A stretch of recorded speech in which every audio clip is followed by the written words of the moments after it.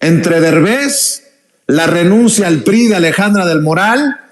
Vamos a platicar con los maestros Jaime Hernández, nuestro carnalito Jaime Hernández, corresponsal de guerra, corresponsal mexicano en el extranjero, larga trayectoria. Y mire, cuando digo larga trayectoria, es larga trayectoria. Están como 100 años de experiencia entre Paco y Jaime en la mesa. Querido Jaime, fundador y conductor de No Apto para Cínicos y gran amigo de Sin Censura, ¿cómo estás? Perdón por extenderme, pero creo que para la audiencia era importante escuchar todos estos detalles. ¿Cómo estás, mi querido Jaime? Don Vicente, gracias por las flores. Yo a mi edad ya soy casi un anciano venerable. Yo ahora cuando camino, yo creo que a mi paso tendrían que arrojarme vírgenes pétalos de rosa. Así es que muy bien. Bueno, cuando caminas con bastón, hermanito, pero bueno, el que camina sin bastón y camina mucho, sigue caminando los caminos de Dios, es el querido Paco Cruz, más de 47 años en el periodismo, autor también de una larga lista de libros. Le recomiendo sus dos más recientes, Las Damas del Poder y García Luna, El Señor de la Muerte, y orgullosamente miembro de esta familia Sin Censura. Querido Paco, hay tantos temas hoy para arrancar la semana previa al día importante, el día de elecciones. ¿Cómo estás? Vicente, ¿cómo estás? Jaime, un abrazote para los dos. Tienes tu razón. Fíjate, nada más para recordar, 2017, 2018, ¿te acuerdas? Puebla fue una de las entidades más violentas en cuestiones electorales. Hubo de todo. Secuestros, asesinatos. La derecha en Puebla se puso violentísima, violentísima. Así que no es de extrañar que hoy la extrema derecha esté preocupada, esté enojada después de ese cierre de campaña del fin de semana. Deben estar verdaderamente en pánico. Es uno de sus refugios, Vicente, la extrema derecha en Puebla. Es uno de los refugios. ¿Te acuerdas antes en las elecciones de Marta Erika Alonso? Sí, para imponerla como gobernadora hubo de todo, y el día de las elecciones robaron urnas, las quemaron. Es decir, que ahora están desesperados, Vicente y Jaime. Les quita uno de sus supuestos santuarios, uno de sus refugios. Lo que sí es que es una entidad en la que la derecha y la extrema derecha, el conservadurismo, le puede servir de refugio, no al PRI y al PAN directamente. Así que por eso están desesperados, Vicente. Y luego tienes la renuncia de Alejandra del Moral Vela. Dame tu opinión, ya entrando, ya estamos en calor, mi querido Paco. ¿Cómo ves? Esto sí no lo veía venir. No, tú recuerdas, Vicente, hace 3 meses había una especie de romance de Alejandra del Moral Vela con la candidata del PAN, del PRI, del PRD, ¿sí? Con Xochitl Gálvez Ruiz, una especie, incluso Xochitl publicó una foto con ella. O sea, había un romance, pero hay un problema gravísimo allí, Vicente. El PRI verdaderamente dejó fuera prácticamente a todo el grupo Atlacomulco, en serio, aunque uno de sus mayores representantes, la esposa de Arturo Montiel, es candidata a diputada federal, sí, pero Montiel hace mucho que no es la cabeza del grupo Atlacomulco. La cabeza es Enrique Peña Nieto, así que los dejó fuera, y hoy le están cobrando a Alejandro Moreno Cárdenas, le están cobrando a Ana Lilia Herrera Ansaldo, que los hayan despreciado, que los hayan hecho a un lado. Y mira, la política en esta época es pragmatismo puro, Vicente, Jaime, pragmatismo puro, al que tú quieras. Ningún grupo se quiere quedar fuera. Y lo que hicieron los grupos de Alejandra del Moral Vela, que es el grupo de Alfredo del Mazo Maza, de Rubiel Ávila Villegas, pues se fueron, los abandonaron. ¿Y con quién se van? Pues con los ganadores. Esto es un síntoma clarísimo a menos de a 5 días y cachito de las elecciones, Vicente, porque ya el lunes estamos avanzando. Este es un síntoma clarísimo de que están viendo ya la derrota de quién, de Xochitl Gálvez Ruiz, del PRI, del PAN, del PRD. Es un síntoma clarísimo de que están viendo la derrota, así que están sumándose en parte de ese grupo Atlacomulco que encabeza Alfredo del Mazo Maza, que encabeza Enrique Peña Nieto. Se están sumando ¿a quién? Al proyecto de Claudia Sheinbaum Pardo. Nos puede gustar o no, pero es pragmatismo en serio. Hay muchas razones para abandonar al PRI. Hay muchas, pero una de esas es Ana Lilia Herrera, Alejandro Moreno Cárdenas, dejaron fuera prácticamente a todo el grupo, así que el primero que se fue Rubiel Ávila Villegas. El segundo, que no se nota, nadie lo menciona, pero Luis Enrique Miranda Nava, que es el único amigo en serio, se fue también, además de Rubiel Ávila Villegas, que es parte del Valle de México, que es lo que representa también a Alejandra del Moral Vela. Se fue Rubiel y se fue, te digo, no lo menciona, pero Luis Enrique Miranda Nava es el único compadre, amigo de grado. No lo digo ahora, lo dije en 2008, lo dije en 2009. El único amigo real que tiene Enrique Peña Nieto se llama Luis Enrique Miranda Nava, es su compadre de grado. El hijo de Luis Enrique Miranda Nava, Luis Miranda Barrera, es candidato a diputado federal por el Partido Verde. Es decir, el grupo Atlacomulco se está yendo despacito al lado del grupo del Valle de México, de ese PRI que llevó Rubiel. Y ahora se va Alejandra del Moral Vela, que refuerza también esa parte del Valle de México, es decir, Ecatepec, Cuautitlán es Izcalli, esa zona que es populosísima y que cuenta con votos. Se va, abandona el PRI de Alito, de Ana Lilia Herrera, que es la dirigente estatal o la lideresa estatal, y por el lado del Valle de Toluca, por el lado del sur, Morena confía que van a arrasar prácticamente en las elecciones presidenciales, así que van a ahorcar al PRI y prácticamente lo van a obligar a desaparecer o lo van a reducir al mínimo, Vicente. Así que esta es una medida de ¿qué? De pragmatismo, como lo quieran poner. Del otro lado están igual, Vicente. Si se hubiera ido Alejandra del Moral Vela, la presumió Xochitl Gálvez Ruiz, estarían contentísimos, pero esto es para ponerlos en pánico, para reducirlos al mínimo. Recuerda, el Estado de México tiene nada más 9.8 millones de electores. Electoralmente hablando, es la entidad más grande de este país. 40 distritos federales electorales, 40. Ningún estado tiene eso. Es una de las entidades más ricas, y si a eso lo sumas con la Ciudad de México, que tiene 8 millones, poquito menos de 8 millones de electores, la guerra es en serio. Así que esto debe poner en pánico a Xochitl Gálvez Ruiz por el lado de lo que se llama el Valle de México, que incluye a los estados de Puebla, que hablábamos de él, ¿sí? De Morelos, de Tlaxcala, Estado de México, Ciudad de México. Es una población populosísima y que el día de las urnas va a contar en serio, Vicente. Así que esta renuncia que toma a todo el mundo por sorpresa es un aire fresco para todo el Valle de México, y te dice que están peleando los votos en serio, calle por calle en todo el país. La renuncia, tú lo oíste con Ciro Gómez Leiva, están enojados, están en pánico, y eso mete al PRI en un pantano. ¿Por qué? Porque recuerda, Ciro Gómez Leiva sale, yo lo he platicado, de gobernación en 1981-82, lo saca Alfredo del Mazo González, y ahora lo meten en un pantano. Ciro Gómez Leiva sirvió a ese PRI de Alfredo del Mazo González, así que tienen razón para estar en pánico. ¿Por qué? Porque los van a aprisionar, los van a meter en un pantano, y es posible que obtenga la menor votación que hay en la historia del Estado de México en el PRI, Vicente. Imagínate qué tan en pánico están, que Marco Levario Turcot, uno de los voceros de los malandros, ya salió con el tema de Alejandra del Moral y hasta nos incluye.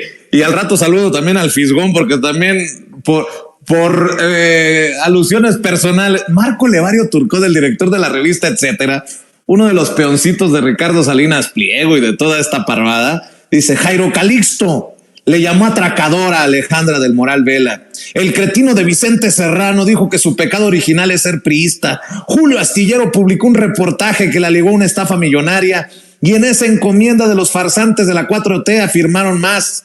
El Fisgón la llamó violenta y promotora del fraude y Sabina Berman la descalificó por ser priista y Epigmenio Ibarra la llamó borrega de Enrique Peña Nieto. Esto, entre otros farsantes como Gómez Naredo y Álvaro Delgado, hacían su chamba en aquel entonces. Hoy tragan excremento mientras aplauden a Alejandra del Moral. A ver, yo todavía no aplaudo, pero de que prefiero que esté de este lado, todo voto cuenta, Ya después que se hagan deslindes, investigaciones, lo que se tenga que hacer, pero para el 2 de junio, prefiero tenerlos de este lado que en contra. ¿Hay incongruencia con lo que digo? No. Ahora, no me reclamen a mí.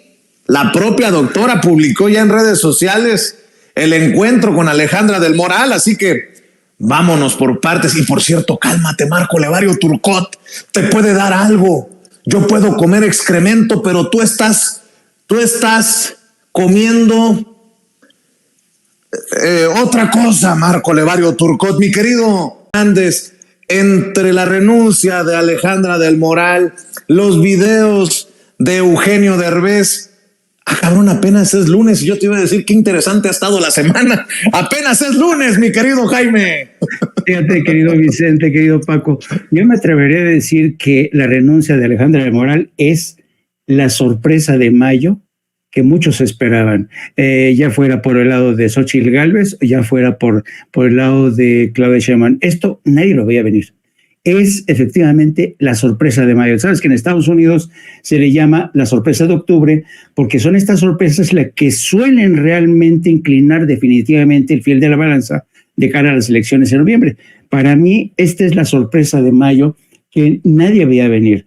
Hoy sabemos que Alejandra del Moral y Claudia Sheinbaum se habían reunido desde la semana pasada. Parece ser que, según versiones que ya circulan por ahí, le habría ofrecido un gabinete, un puesto en su gabinete, que según estas versiones que está publicando el Universal en su Bajo Reserva Express, que le habría ofrecido un puesto en su gabinete que iba a conformar con mujeres, un gabinete plural, ¿no? No sé hasta qué punto lo que consigna hoy Bajo Reserva Express es verídico o no. Sospecho que algo de verdad hay en ello, y sospecho que, porque según Bajo Reserva, Claudia iba a hacer el anuncio una vez que Alejandra del Moral presentara oficialmente su renuncia al PRI.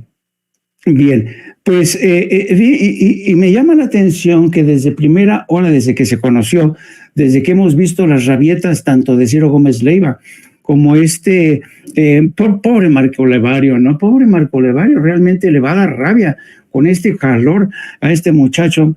Yo creo que esto, fíjate nada más, ya le está dando un patatús, un jamacuco al pobre de Marco Levario, porque evidentemente esto ha simbrado a toda la derecha. Y me llama la atención que desde primera hora, desde que se conoció esta noticia, todo el mundo está empezando a utilizar la analogía de el hundimiento del Titanic, entendido el Titanic como el PRI, ¿no? Y yo prefiero utilizar otra metáfora, y yo prefiero utilizar la metáfora del juego de ajedrez. Claudia ha estado jugando desde el principio ajedrez y se ha ido comiendo muchas de las piezas del PRI, sobre todo del PRI, incluso también del PAN. Se ha robado muchos peones y este peón, bueno, yo creo que este no era peón, es alfil en el tablero, y yo creo que podríamos decir, siguiendo con esta misma metáfora, que con esta renuncia y esta suma de Alejandra del Moral, Claudia Sheinbaum coloca en situación de jaque al PRI y al PAN. Estaba escuchando hace unos momentos a Xóchitl Gálvez tratando de quitarle hierro al asunto a este tema, diciendo que la gente en el Estado de México no va a tomar muy bien esta renuncia de Alejandra Moral y van a castigar, la van a castigar. y dice que eso no va a afectar en nada y que ella va, a pesar de esta baja importante, ella va a ganar las elecciones el próximo 2 de junio. Yo no creo en absoluto en esto. Yo lo veo como un robo de pieza muy importante al PRI en uno de sus viveros políticos más grandes, que es el Estado de México, ¿no? Y esto deja, es prácticamente es la prueba que demuestra hasta qué punto el PRI se ha desfondado en su principal vivero. Es decir, yo creo que ya no hay esperanza. Yo creo efectivamente que Claudia ya puso en situación de jaque al PRI y al PAN, y ya solamente basta constatar el resultado el próximo domingo 2 de junio. Y pues en medio de imagínate, caída de piezas, esta salmodia de Eugenio Derbez, ¿no? Jugando al hombre que está convenciendo a los jóvenes, diciendo, muchachos, por favor, venid a nuestro reino, ¿no? Cuando este cabrón fue uno de los principales en quejarse de que cuando ofrecía trabajo a los jóvenes, se indignaba porque los jóvenes le cobraban.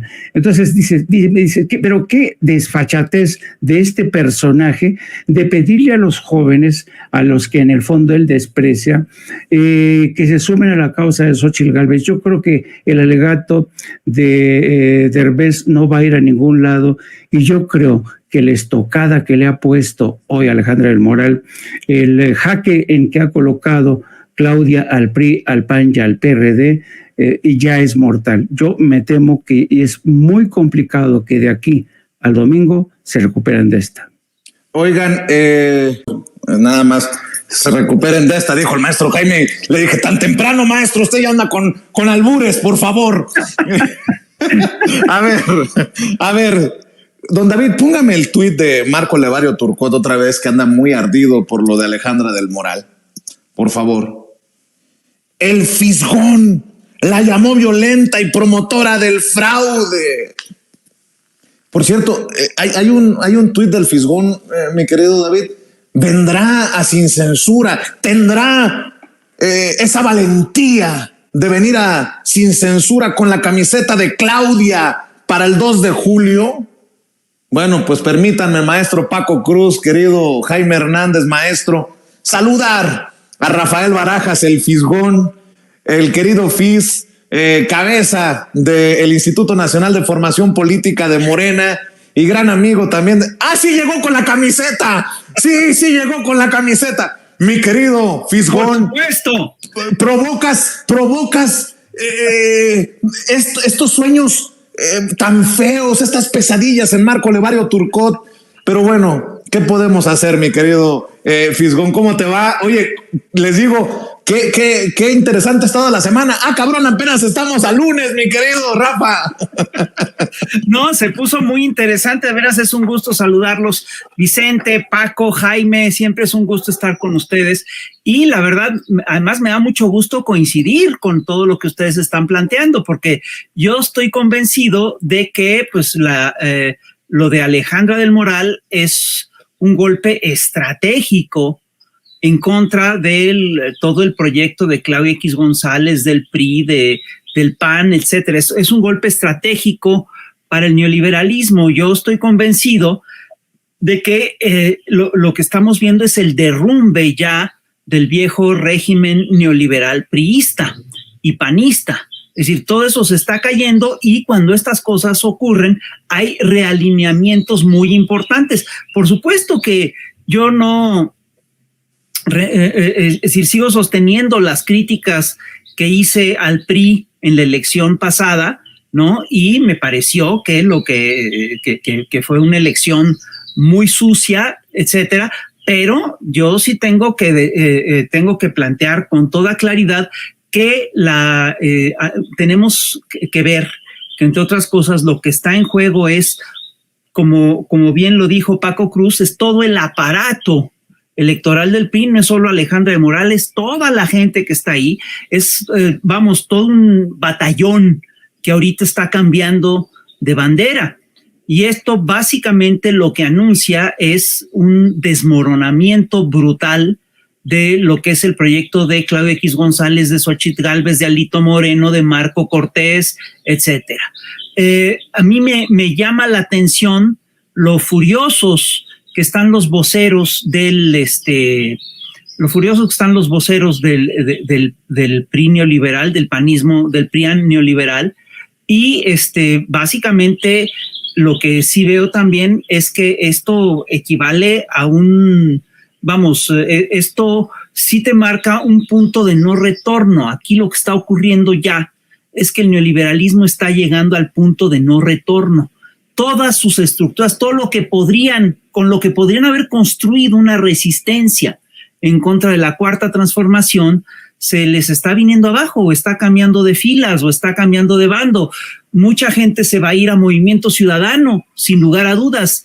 Mucha gente, sin lugar a dudas, se va a ir a Morena. Y estas cosas, estos procesos son muy comunes en los grandes movimientos de transformación. Ocurrió, por supuesto, que durante la Revolución Mexicana, de repente de repente había todo un sector del ejército oficial que se pasaba del bando revolucionario. ¿Y esto era una derrota para el bando revolucionario? Para nada. Implicaba claramente un fortalecimiento del movimiento.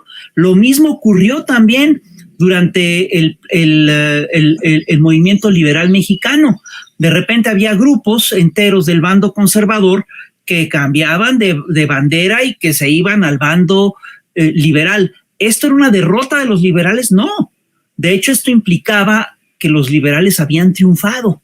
Estas son las cosas, lo que estamos viendo, y hay que darle la lectura correcta, ¿sí? Es un triunfo muy importante de la Cuarta Transformación en todos estos lugares. Por supuesto, hay que revisar, es decir, qué es lo que tenemos que revisar, cómo quedan, qué se hace. Es decir, tenemos, por supuesto, que entender que cuando se dan estos realineamientos, sí, lo que hay que procurar es que el proyecto no se desfigure, que el proyecto no se venga abajo. Y quiero decir una cosa que a mí me parece que sí es importante.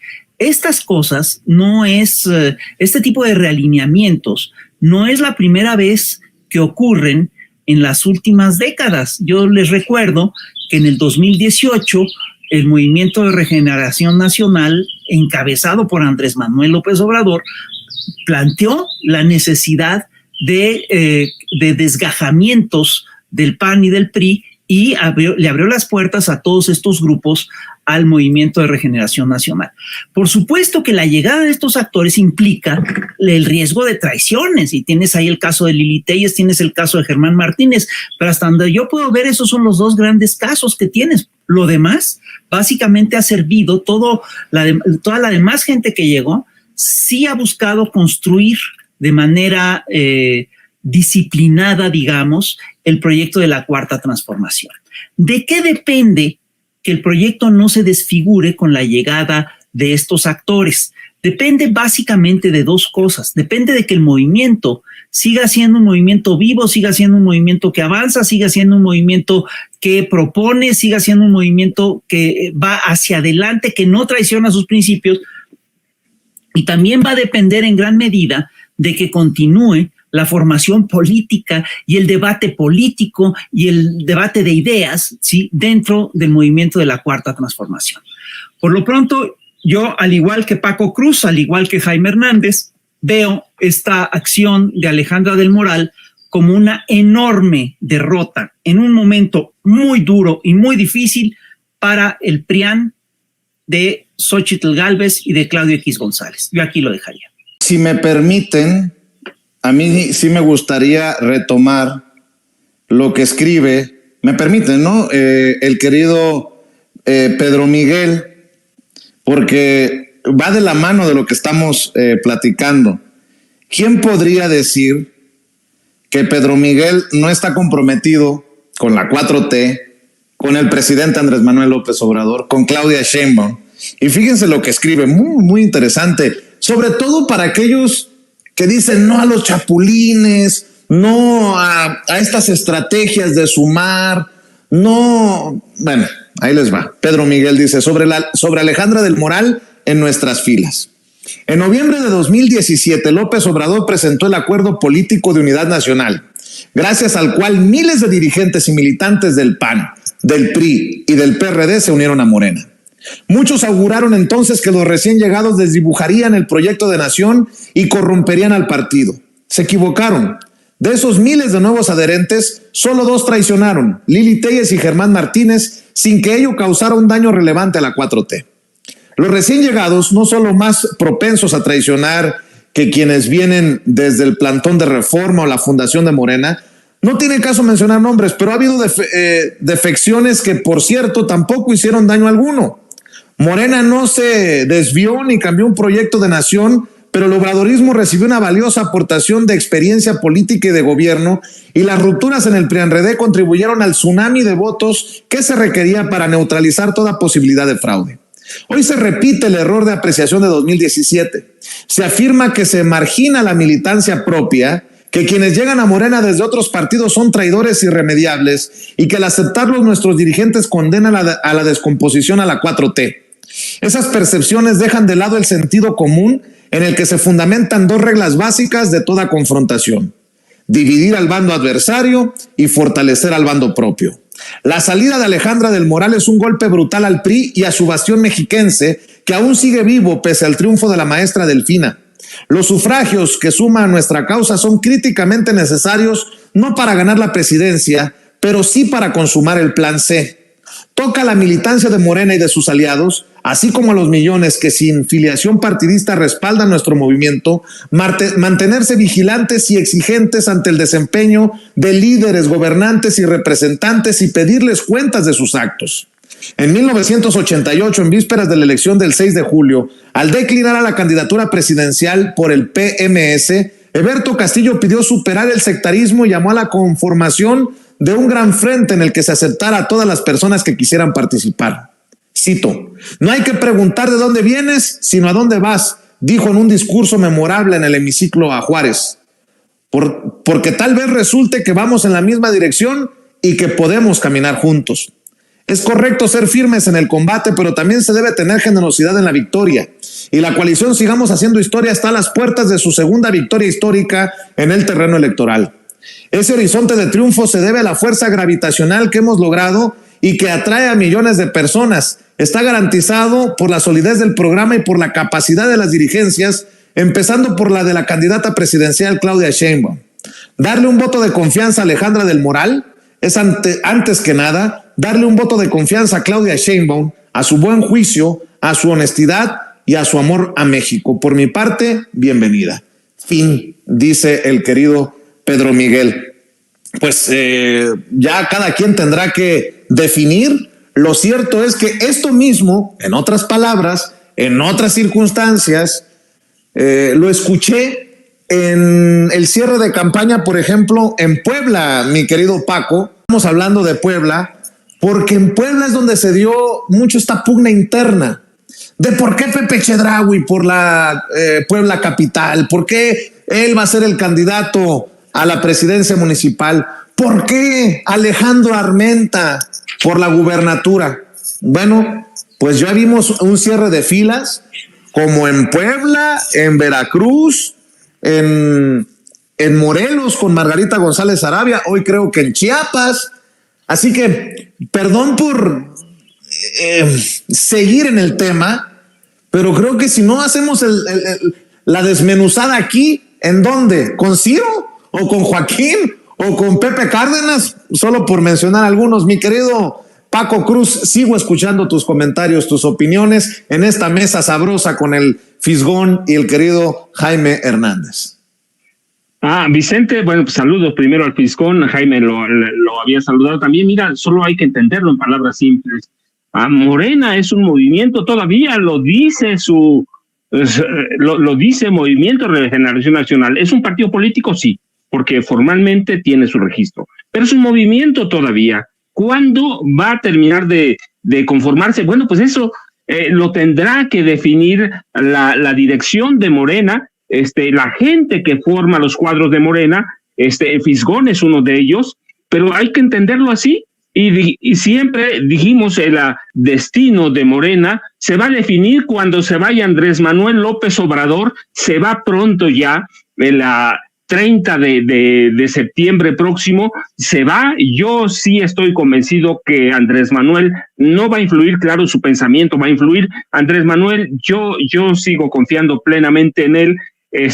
Se va. ¿Qué van a hacer? Pues Morena tiene que definir su curso, tiene que definir a dónde va, y en ese contexto nos topamos con las elecciones del próximo domingo. Mira, ya estamos a menos de 6 días. Yo había dicho 5, son 6, ¿no? Son 6 días. Estamos ya a nada de las elecciones. Morena está en camino de definir su futuro, su rumbo, y quienes mira el nivel de la reacción, ardidos, enojados, pues nos muestra que están en pánico y que Morena está en el camino de definir su rumbo, está en el camino de definir hacia dónde va. Y yo digo, si algo bueno le puede pasar a este país, es primero que Morena defina su rumbo, pero al mismo nivel que desaparezca primero el PRI.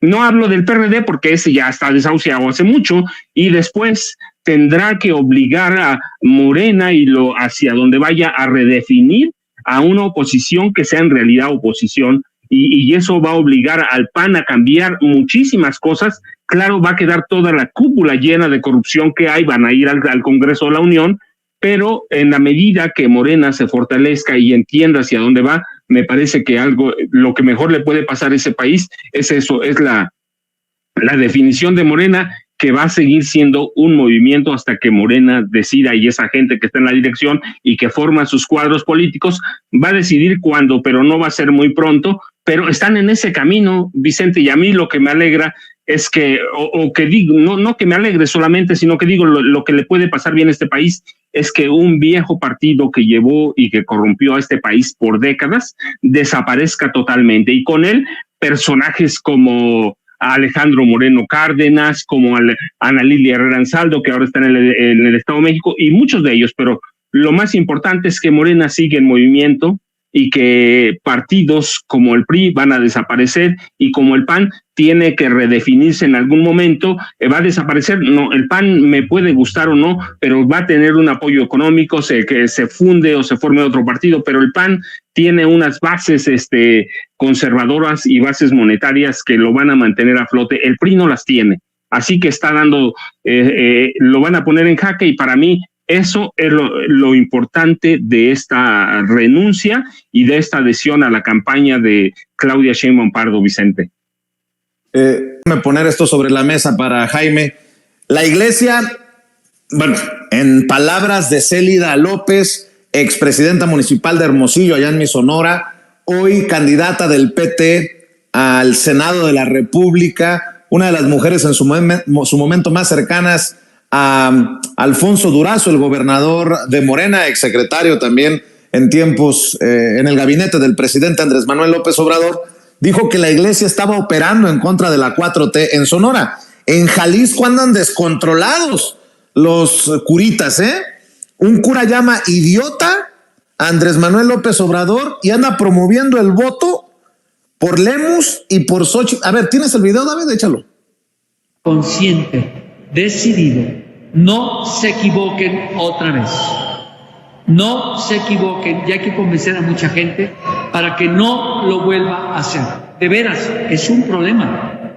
Todo el mundo fuera de México nos ven como un país en desastre, dividido, confrontado, con un idiota que se dice presidente, y nosotros y muchos creyéndole. Y no me equivoco. No me equivoco. Están delante de nosotros pruebas, muertos. Se han robado lo que han querido, desaparecidos. ¿Qué pruebas más quieren para entender? ¿Somos tan indolentes o somos tan idiotas o somos cómplices? ¿Eres idiota o eres cómplice? ¿Te van a dar dinero? ¿Eres idiota o eres cómplice? A ver. Ya párele, don David. Me dolió hasta el estómago. Pero fíjense cómo este señor no tiene perdón de Dios, porque no sabe lo que dice, porque el idiota es él. Nos ven en el extranjero como idiotas por culpa del idiota, dice el curita. Pues yo le tengo otros datos. Nada más como ejemplo, don David.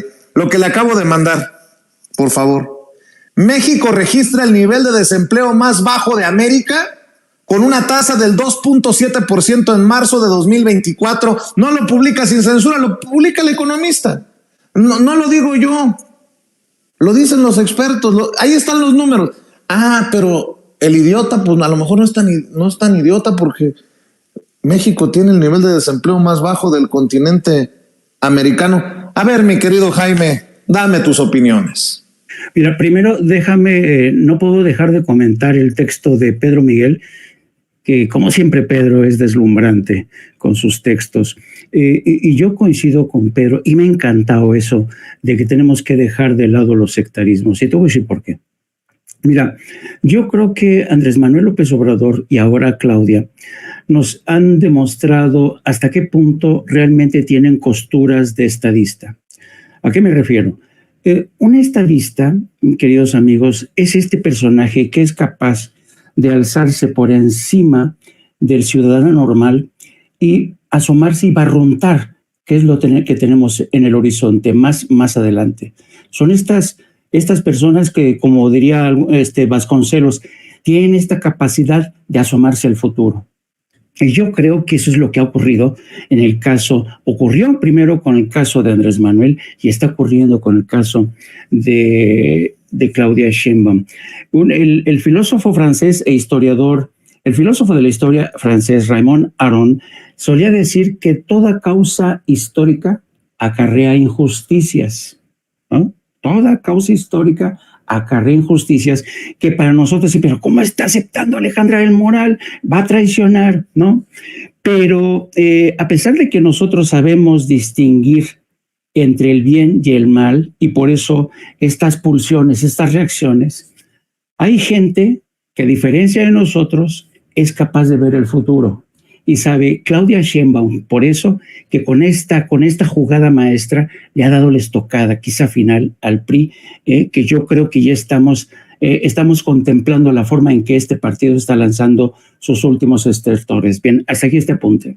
En relación con la iglesia, fíjate que yo cuando escuché a este cura lanzándose con estas diatribas, este insulto al presidente, yo creo que lo que estamos contemplando también en este tipo de reacciones de curas, de sacerdotes, es la desesperación de la Iglesia Católica, que es el gran aliado, siempre ha sido el gran aliado del PAN, ¿no? De todas estas organizaciones de derechas.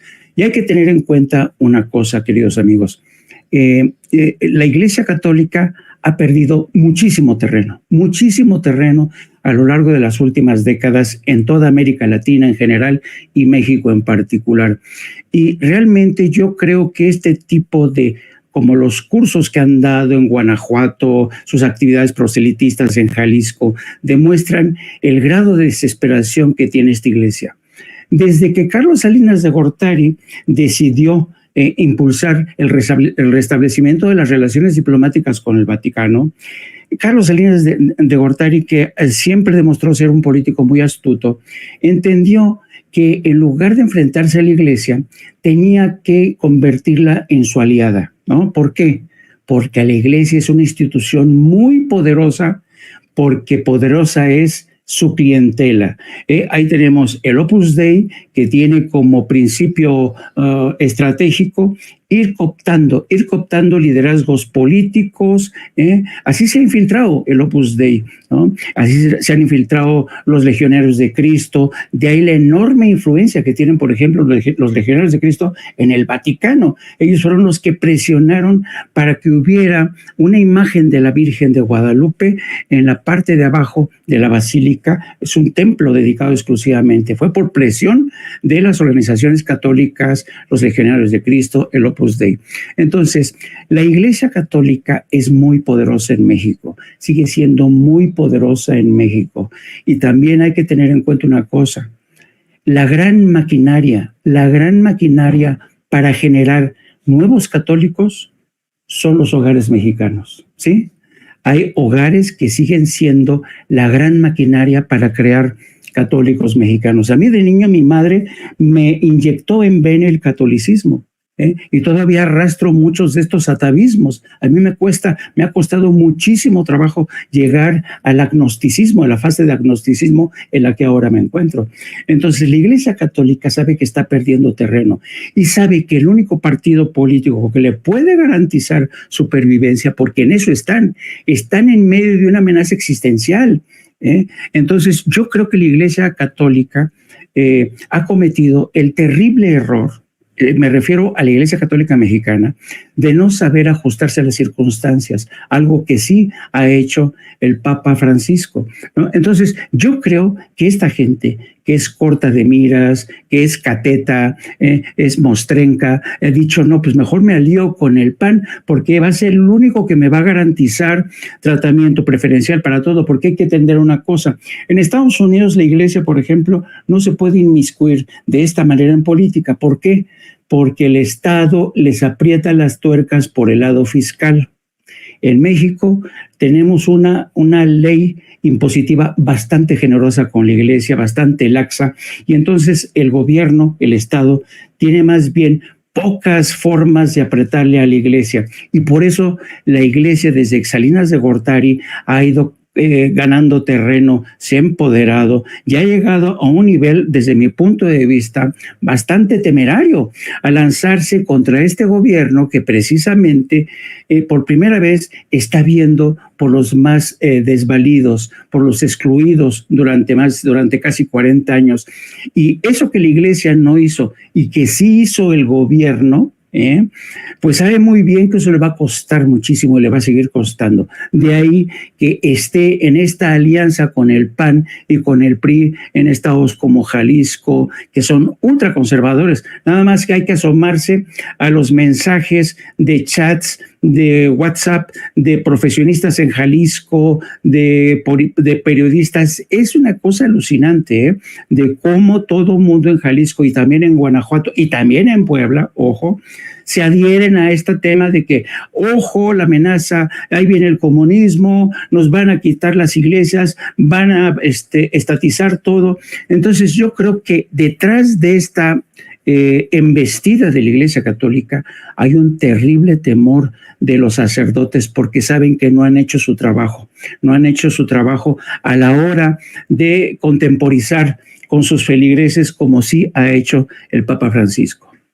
Y mi querido Fis, si me permites, para cerrar esta mesa sabrosa, el caso de la Ciudad de México, ¿no? Hemos estado hablando, yo le he dado personal seguimiento a Puebla y a Morelos por la importancia de estas contiendas. Morelos, primordial, históricamente revolucionario, y por las campañas sucias, por los personajes que están involucrados. Uriel Carmona, que abiertamente este fiscal ha dicho que es amigo de Lucy Mesa, quien en su momento era de Morena, senadora de Morena, y se brinca al lado oscuro por berrinche, porque no le dan la candidatura a ella, por la guerra sucia de Graco Ramírez, uno de los personajes más repudiados en la historia de Morelos, y el caso de Puebla, que los panistas no quieren perder su refugio, ¿no? Los amigos del saco de pus, ya vimos hasta los del cártel inmobiliario en conferencia allá en Puebla. Esto me llamó la atención, pero el caso de la Ciudad de México tiene que ser primordial también para el análisis, mi querido Fis, en esta recta final, en este cierre. Claro que sí, mira, lo que estamos viendo en la Ciudad de México es una cosa pues muy delicada, ¿no? Es decir, yo sí veo que a nivel nacional la oposición mexicana, la derecha mexicana, no tiene cómo ganarle a Claudia Sheinbaum.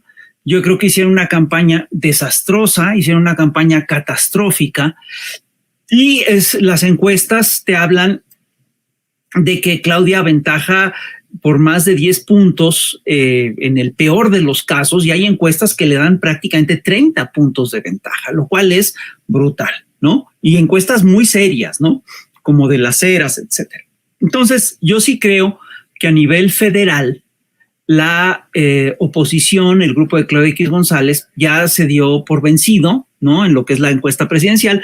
Entonces, lo que están haciendo es básicamente enfilar sus baterías para dos cosas. Uno, impedir que se consolide el plan C, y en este sentido lo que acaba de pasar con lo de Alejandra del Moral, pues es un empuje muy importante para que sí se logre el plan C.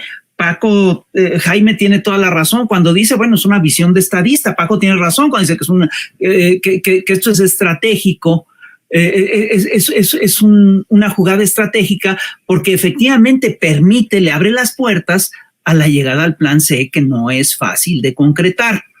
Y lo que está ocurriendo también es que esta oposición está concentrando entonces sus baterías para impedir la llegada del plan C, y también busca quedarse con proyecto todavía.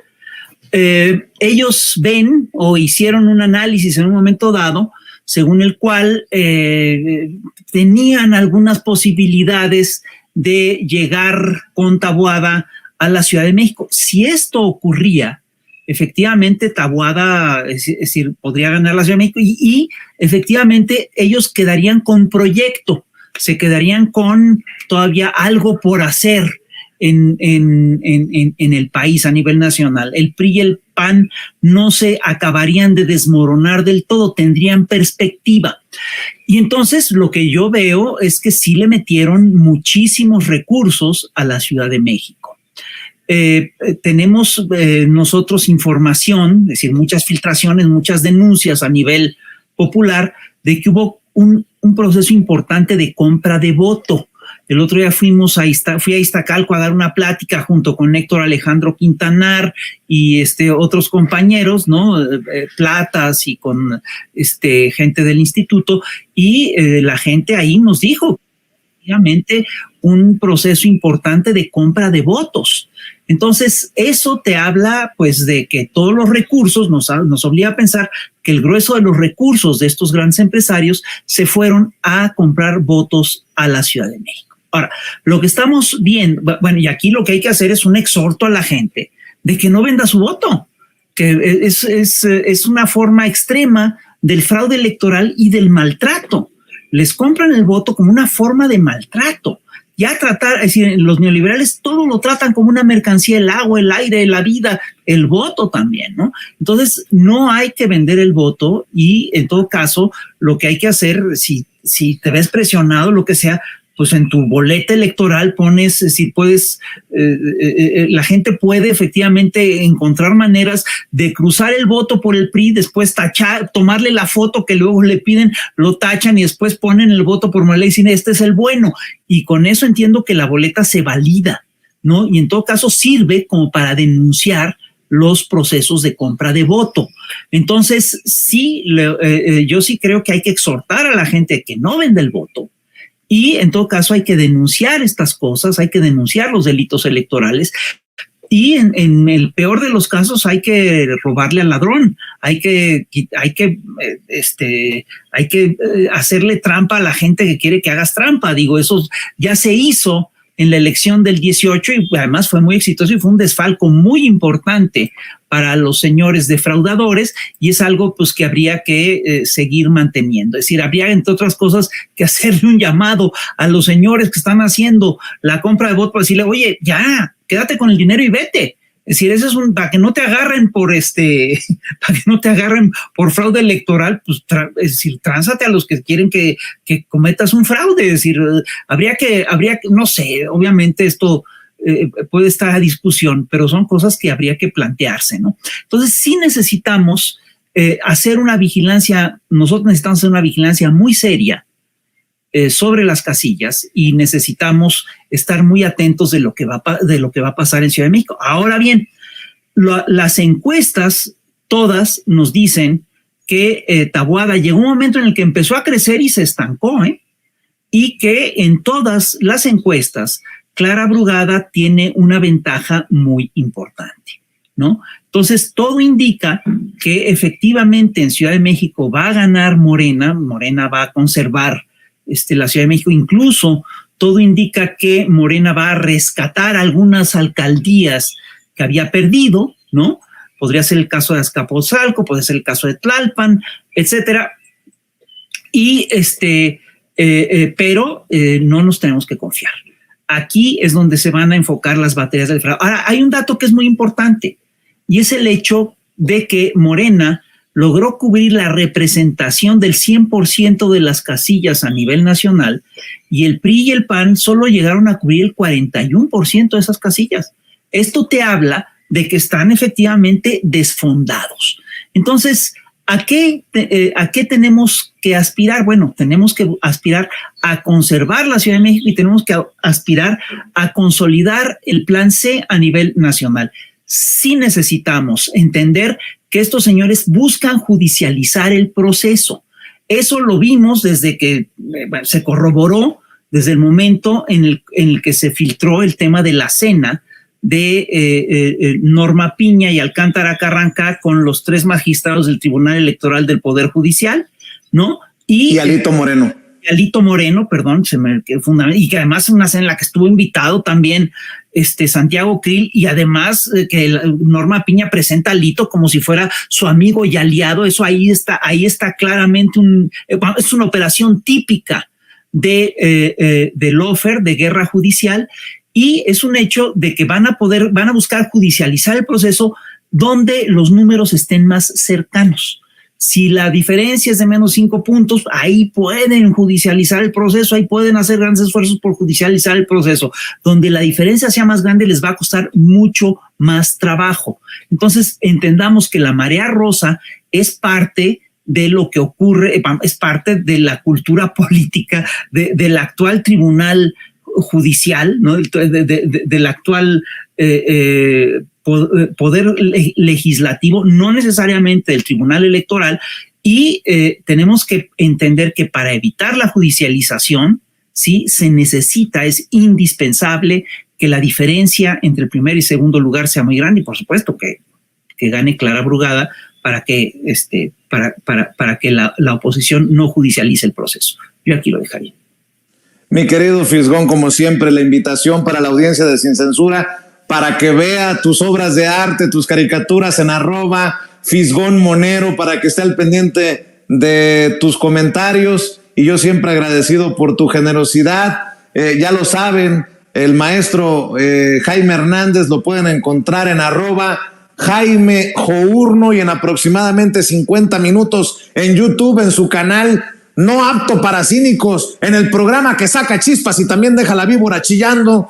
Y al querido Paco Cruz, ya sabe, hay que respaldarlo con sus investigaciones que publica en libros como Las Damas del Poder y García Luna, El Señor de la Muerte. Y síganlo en Paco Cruz Jiménez y en @Francisco Cruz Jiménez y Paco Cruz, ¿no? Ya me dice bolas, mi querido Paco.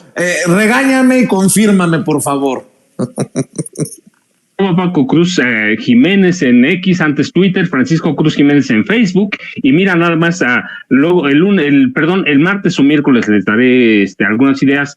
Yo te conté que recién salió una nueva reimpresión de Las Damas del Poder en ebook, en libro de bolsillo, y parece que la editorial va a hacer algún concurso de algo, pero déjame confirmarlo y ya te lo diré. Y mira, nada más para cerrar, Vicente, recuerda cuánto le va a ayudar la iglesia a Xochitl Gálvez Ruiz. Pues nada más hay que recordar que ha sido una iglesia, sí, depredadora, pero muy ineficiente en cuestiones electorales. ¿Cuánto le va a ayudar ahora? Pues está sumida en escándalos de pederastia, abusos de menores. Hay contradicciones en la iglesia, así que yo creo que no le va a ayudar mucho, que al contrario va a ser como una maldición si tomamos en cuenta elecciones de Hidalgo, elecciones del Estado de México.